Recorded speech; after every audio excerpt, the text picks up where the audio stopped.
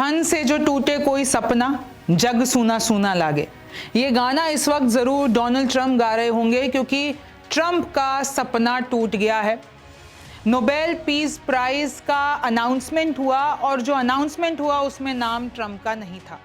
तो आखिरकार ये कौन सा अवार्ड है और क्यों ट्रंप इसके पीछे लगे हुए थे? कैसे कोई और विजेता बन गया, यानी कि एक महिला ने ये सपना ट्रंप से छीन लिया। उन महिला का नाम है मारिया कोरिना। आप यही जानेंगे कि आखिरकार नोबेल पीस प्राइज 2025 जीतने वाली मारिया कौन है।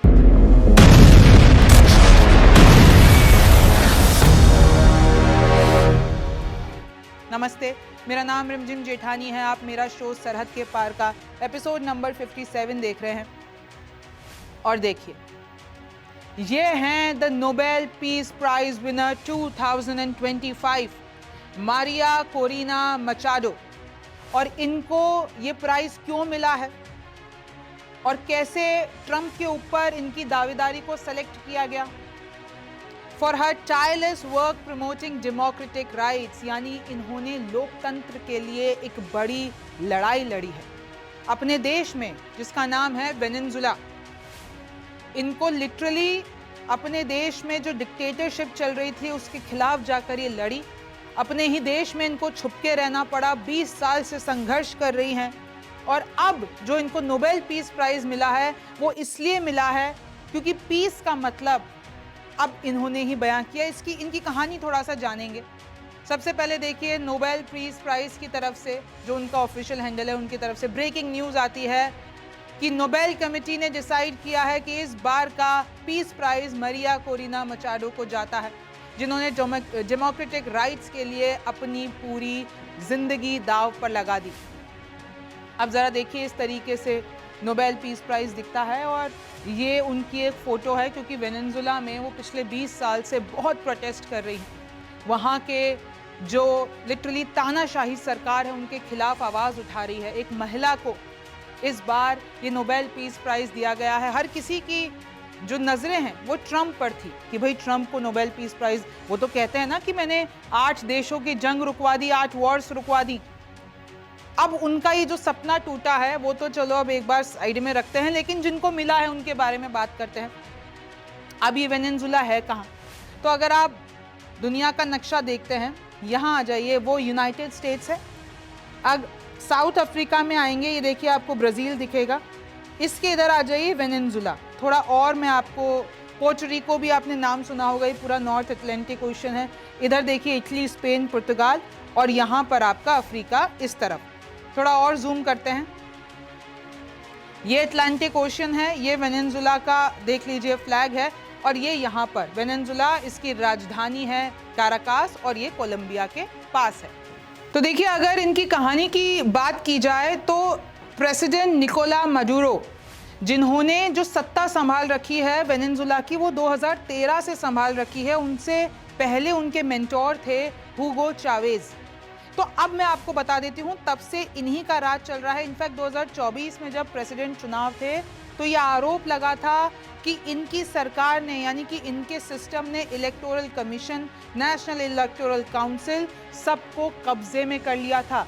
इनफैक्ट जो इनके खिलाफ ऑपोजिशन लड़ा था वो जीते थे, लेकिन फिर भी एजेंसीज ने इनको जिता दिया। फिर पिक्चर में आती हैं मारिया।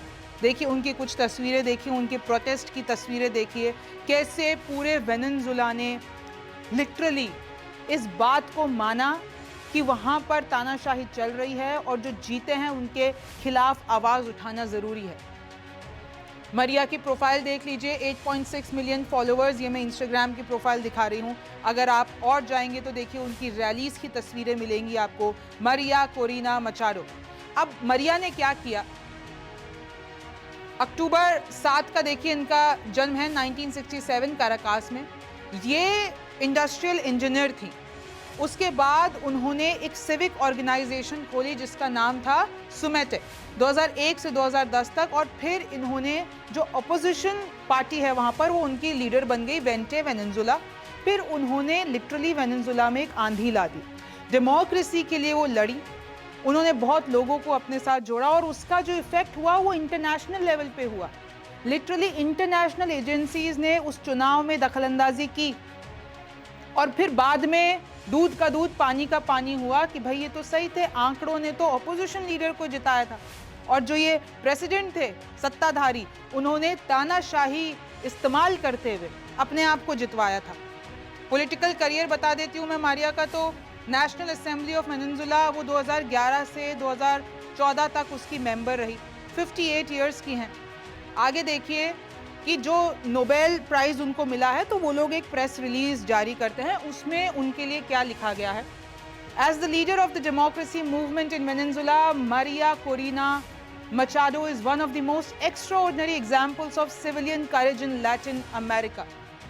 यानी एक तरीके से अगर हम सिविलियन की बात करते हैं, ऐसी करेज दिखाना, वो एक औरत हैं, उनके पूरा परिवार है, उनको लिटरली डेथ थ्रेट्स मिले, वो छुप कर रहीं, लेकिन उसके बावजूद भी उन्होंने अपनी लड़ाई छोड़ी नहीं।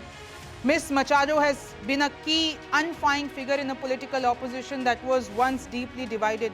यानी उन्होंने पूरे ऑपोजिशन को एक साथ ला दिया और वो एकता ऐसी आई कि इंटरनेशनल इसका इफेक्ट पड़ा और वहाँ पर लोग डेमोक्रेसी के लिए आवाज़ उठाने लगे।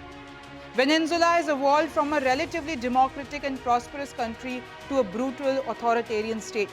पहले वहाँ पर डेमोक्रेसी थी, लेकिन जब से जिन निकोला प्रेसिडेंट की मैं बात बता रही हूँ, उन्होंने लिटरली उसको तानाशाह में बदल दिया। फिर धीरे धीरे जब इनका आंदोलन बढ़ता गया, जैसे जैसे वो सत्ता को क्वेश्चन करने लगी, लोग उनको पहचानने लगे। और ये देखिए 20 साल का संघर्ष है उनका। Ahead of the election of 2024, Miss Machado was the opposition's presidential candidate। यानी यही थी प्रेसिडेंट के कैंडिडेट जो कि 2024 में निकोला के खिलाफ लड़ी, लेकिन जो पूरा का पूरा सिस्टम है, उन्होंने इनको लड़ने के लिए ब्लॉक कर दिया। और उसके बावजूद भी उन्होंने हार नहीं मानी। उन्होंने फिर दूसरे ऑपोजिशन के कुछ रिप्रेजेंटेटिव थे, जैसे कि गोंजालेज उरुटिया, तो उनको जाके समर्थन दिया। Hundreds of thousands of volunteers mobilized across political divides। यानी ये जितना भी हो रहा था पॉलिटिकल डिवाइड, उन्होंने उस सबको एक कर दिया, पूरे ऑपोजिशन को एक साथ ले आई। Despite the risk of harassment, arrest and torture, बहुत उनको थ्रेट मिले, हरासमेंट हुआ, अरेस्ट की धमकियां दी जाने लगी, टॉर्चर हुआ, लेकिन फिर भी ये लोग एक आवाज़ में, और इनका एक फेमस डायलॉग भी है कि हमको बुलेट्स के ऊपर बैलेट्स की ताकत को दिखाना है। फिर देखिए कैसे उन्होंने डेमोक्रेसी के लिए और जो भी किया सब कुछ पीसफुली किया, किस तरीके से जो इंटरनेशनल इम्पैक्ट आया वो पीसफुली आया, और इसलिए ही आज इनको ये नोबेल पीस प्राइज़ दिया गया है। और मैं आपको बता देना चाहती हूँ, नोबेल पीस प्राइज़ जो है वो एल्फ्रेड नोबेल है, उनके बाद दिया जाता है, जैसे ही जो वो उनके बाद से ये लेगेसी शुरू हुई। फिर आप आगे देखेंगे कि कैसे नोबेल पीस प्राइज़ ऑर्गेनाइजेशन ने भी ये मेंशन किया कि पीसफुल ट्रांजिशन टू डेमोक्रेसी, उन्होंने लोकतंत्र के लिए लड़ाई लड़ी, लेकिन वो जो ट्रांजिशन किया वो पीसफुली किया। फिर जब उनसे जब नोबेल प्राइज़ कमेटी से ट्रम्प के बारे में पूछा गया, तो उन्होंने कहा देखिए किसी दूसरे के लिए पीस का मतलब कुछ और हो सकता है और हमारे लिए कुछ और हो सकता है, और हमने जिस तरीके से जो भी हमारे क्राइटेरियाज हैं उस पे मारिया एकदम फिट बैठती हैं। लेकिन आपको तो पता ही होगा, ट्रम्प ने बार बार व्हाइट हाउस के हैंडल से पोस्ट कराया, जितने भी लीडर्स हैं उन्होंने सार्वजनिक मंच पे कहा कि भाई ट्रम्प को नोबेल पीस प्राइज़ मिले। उन्होंने 8 युद्ध रुकवा दिए, और अभी तो गाज़ा में जो इन्होंने सबको मना लिया है, गाज़ा और इजराइल की पीस डील करवा दी। इनफैक्ट प्रधानमंत्री मोदी ने भी उनको कंग्रेचुलेट किया कि उनकी वजह से ये पीस, इतना सब के बावजूद भी ट्रम्प को नहीं मिला नोबेल पीस प्राइज़। अब ज़रा इसके पीछे का कारण क्या है वो समझिए, नोबेल पीस प्राइज़ मिलने वाले को क्या क्या मिलता है वो समझिए, और 2 किस्से बताती हूँ मारिया के जीवन के बारे में, वो देखिए। तो सबसे पहले ये जान लीजिए कि नोबेल पुरस्कार विजेता को क्या मिलता है। 10 दिसंबर को पुरस्कार समारोह आयोजित किया जाएगा, और इसी दिन पुरस्कारों की स्थापना करने वाले अल्फ्रेड नोबेल की मृत्यु की सालगिरह है। अल्फ्रेड नोबेल स्वीडन के एक धनी उद्योगपति थे और उन्होंने डायनामाइट का आविष्कार किया था। 1896 में उनकी मृत्यु हो गई थी। हर पुरस्कार विजेता को 11 मिलियन स्वीडिश क्रोनर यानी कि लगभग 10.5 करोड़ रुपए का पुरस्कार दिया जाता है। इसके साथ साथ विजेताओं को 18 कैरेट का गोल्ड मेडल और एक डिप्लोमा भी मिलता है। अब जान लेते हैं कि आखिरकार मारिया मचाडो हैं कौन। तो मचाडो दुनिया में पहली बार तब सुर्खियों में आई थी जब उन्होंने वेनेजुएला के तत्कालीन राष्ट्रपति का भाषण बंद करा दिया था। ये घटना 14 जनवरी 2012 की है। चावेज संसद में 9 घंटे 45 मिनट का भाषण दे चुके थे। तभी मचाडो ने चिल्लाते हुए उन्हें चोर कहा और लोगों की जब्त की गई संपत्ति को लौटाने को कहा। राष्ट्रपति ट्रंप मचाडो को स्वतंत्रता सेनानी कह चुके हैं। मारिया मचाडो वेनेजुएला के राष्ट्रपति निकोलस मादुरो के खिलाफ चुनाव लड़ चुकी हैं। मचाडो 1 साल से भी ज्यादा समय से देश में ही छुपकर रह रही हैं। उनको कई पुरस्कार मिले हैं, जैसे कि 2025 में लोकतंत्र की लड़ाई लड़ने के लिए नोबेल पीस प्राइज, 2024 साखारोव पुरस्कार यानी कि यूरोपियन संसद ने उन्हें और एडमुंडो गोंजालेस को लोकतंत्र की रक्षा के लिए पुरस्कार दिया, 2025 करेज अवार्ड मिला, 2018 में बीबीसी सम्मान मिला। 100 सबसे प्रभावशाली महिलाओं में ये शामिल भी हैं। तो दूसरी ओर अगर ट्रंप की बात करें तो 8 देश ट्रंप को नोबेल के लिए नॉमिनेट कर चुके हैं। आर्मेनिया, अजरबैजान, माल्टा, कंबोडिया, इजराइल, पाकिस्तान। कई रिपोर्ट्स में दावा भी किया गया है कि अर्जेंटीना ने भी ट्रंप को नोबेल के लिए सिफारिश की है। मैं आपको बता दूं कि हर साल 1 फरवरी से नामांकन की प्रक्रिया शुरू होती है और उसी दिन तक मिले नाम की मान्य होते हैं। ट्रंप ने 20 जनवरी को राष्ट्रपति पद की शपथ ली थी। उसके 11 दिन बाद ही नॉमिनेशन प्रोसेस बंद हो गई थी। ऐसे में इस बार ट्रंप की दावेदारी कमजोर रही। अब देखिए, जैसे ही मरिया से इस बारे में बात की गई तो उनका रिएक्शन ये था कि वो एकदम शॉक हैं। वो ओवरवेल्म्ड है इस रिएक्शन से कि उनको जो ये पीस प्राइज मिला है। अब देखिए, ट्रंप नोबेल पीस प्राइज के लिए आगे भी जद्दोजहद करते हैं, क्या आगे भी वो ये जीत सकते हैं? इस सब के बारे में हम आपको हमारी अगली वीडियो में बताएंगे। और तो और कुछ तो मीम्स ऐसे भी बन रहे हैं ट्रंप के बारे में कि जितनी भी सीज फायर उन्होंने कराई है कि कहीं वो सीज फायर वापस ना पलट दे, क्योंकि वो तो एक ही मुद्दे के लिए काम कर रहे थे, उनको नोबेल चाहिए था।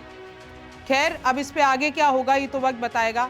आप सरहद के पार देख रहे थे। मेरा नाम रिमझिम जेठानी है। आपसे फिर मुलाकात होगी।